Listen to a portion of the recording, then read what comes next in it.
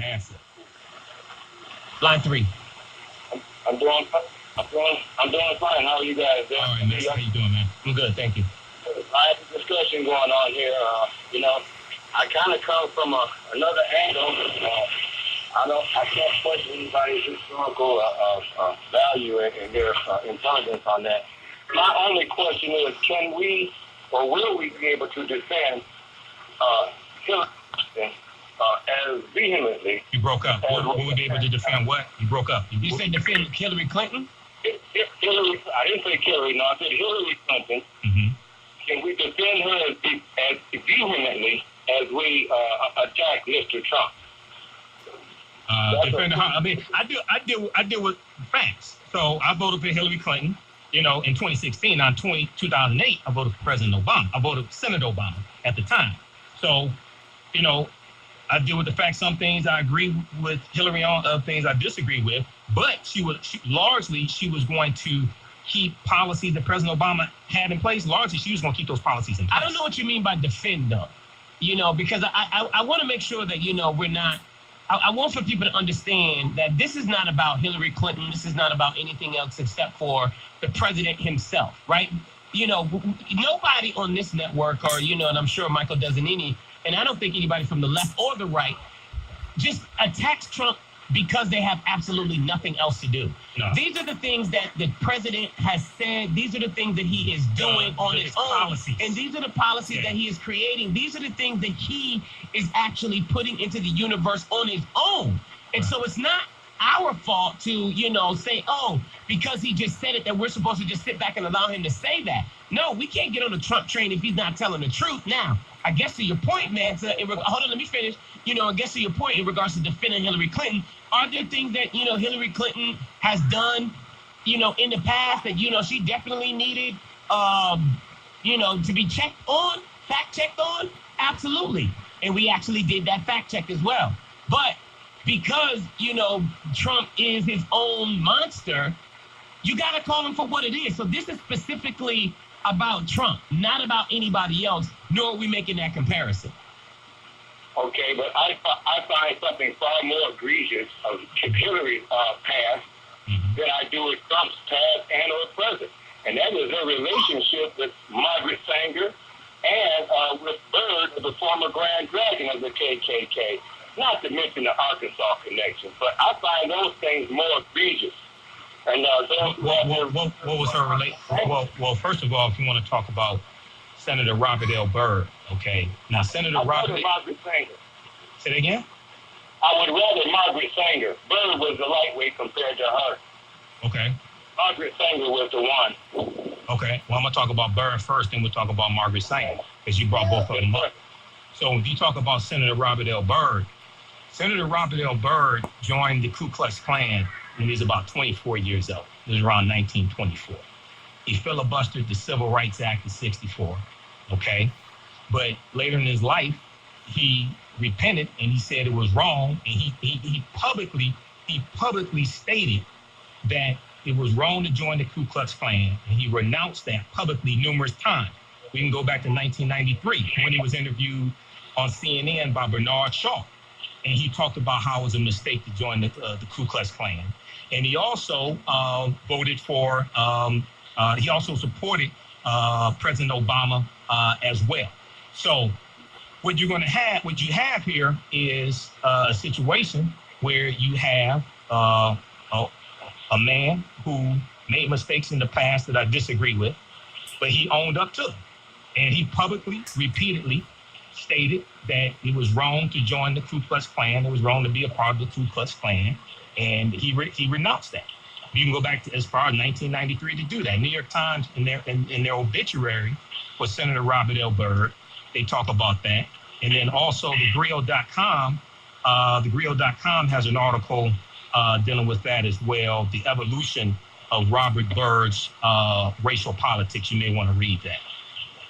Now, you talked about Margaret Sanger, okay? So what was her relationship with Margaret Sanger? Margaret Sanger was the founder of the American Birth Control League, which around 1944, 1954 changed its name to Planned Parenthood. Now, what was her actual relationship with Margaret Sanger? her actual relationship with Margaret Sanger was her heroine, as she so stated herself. Now, what did she state about Margaret Sanger? I just said that Margaret Sanger was her heroine, and she was a great lady. Now, what was it? What was it she admired about Margaret Sanger?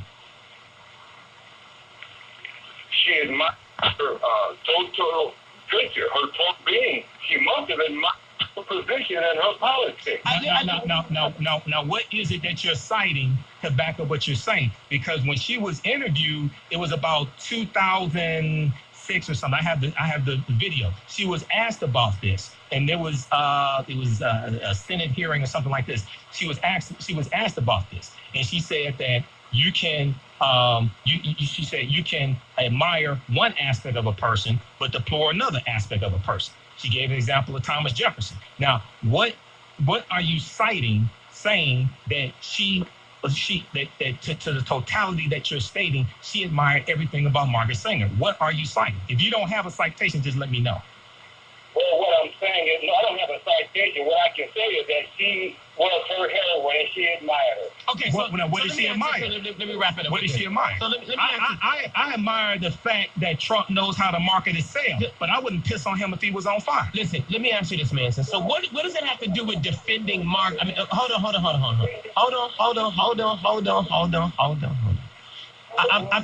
I know. Let me get your point. So your point is what in regards to we are not defending Hillary or Hillary Clinton more than we're attacking Trump. That's the part I'm confused on. I just asked, can you really defend Ms.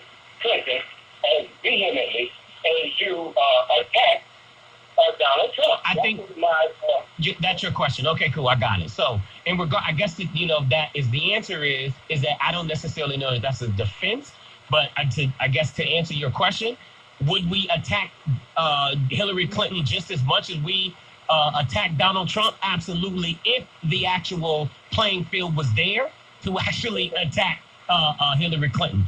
So I'm sure a lot of people have attacked her on the super predator comment. I mean, and that's a misstatement there, because if you actually read the statement, she made that statement in 1996, and she was talking about gang violence. If you actually read the statement, you read the paragraph before and the paragraph after, she didn't mention race. She didn't mention anybody's race. See, it's a misstatement to say she called black people super predators. She used the term super predator, and I disagree with that. But she did not mention race at all because she was talking about gang violence. Right. Now, the other thing that people who bring up super predator don't tell you is that the majority of the gang violence was being perpetrated by white people. How do we know?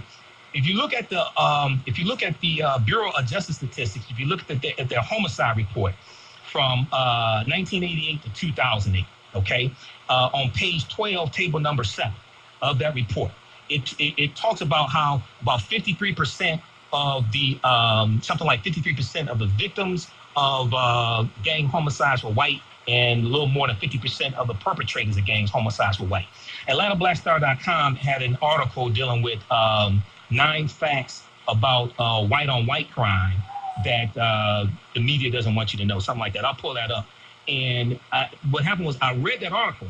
Then I went and read the 36-page study from the Bureau of Justice Statistics that talked about this. So this coincides also with the article from thinkprogress.org, March of 2015, how news outlets convince you that most criminals are black. Okay, so even though I disagree with her using the term super predator, she did not mention any race in that. She didn't say black people are super predators or black men are super predators. No, that's not what happened. Do you sleep, man? Very little, man. What time did I get to bed last night? I was doing research. Oh, because you know what? So this you got kids? You got anything else? I have an 11-month-old daughter, man. She'll be 1 year old on the 25th of this month, man. Jeez. Are you holding the baby and reading at the same time? This is what happened last night. So I was live tweeting. I was on Facebook, and I was posting live fact checks to the lies that Trump was telling. Okay. And then I was up doing some research, and I was reading all these articles. I was preparing for our interview today.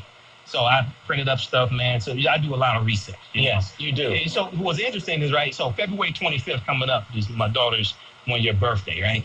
So she was about 3 weeks overdue. Promise me you're not going to do any research on that day. Well, I'm speaking that day. Oh. but it's in the evening, so we had a birthday party early in the day. But what happened was I was doing a lecture in Lansing, Michigan the day she was born. And we didn't know she was going to be born that day, man. So I said, okay, look, I'm going to go up here. I'm going to do this lecture. You know, I'm going to come back. I got to go to the Museum of African American History and blah, blah, blah. And she was born like within an hour while I was doing a lecture. Wow. Right. Up in Lansing, Michigan. Let me ask you this. Let me you know, turn this real quick. Caller, stay with me for 1 second. Mm-hmm. Where is the starting point in regards to knowing your history? Okay. It's so overwhelming, you know, to be able to get to even a minuscule level of where you are.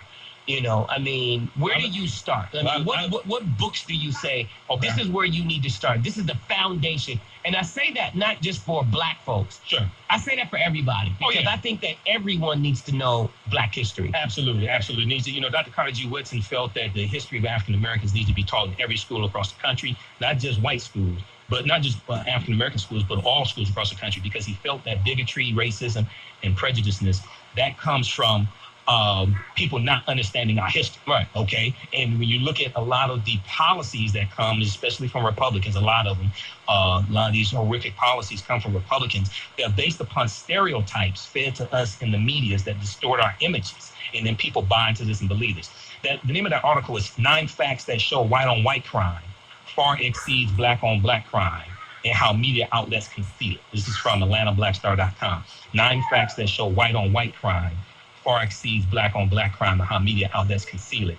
And you want to look at fact number 7.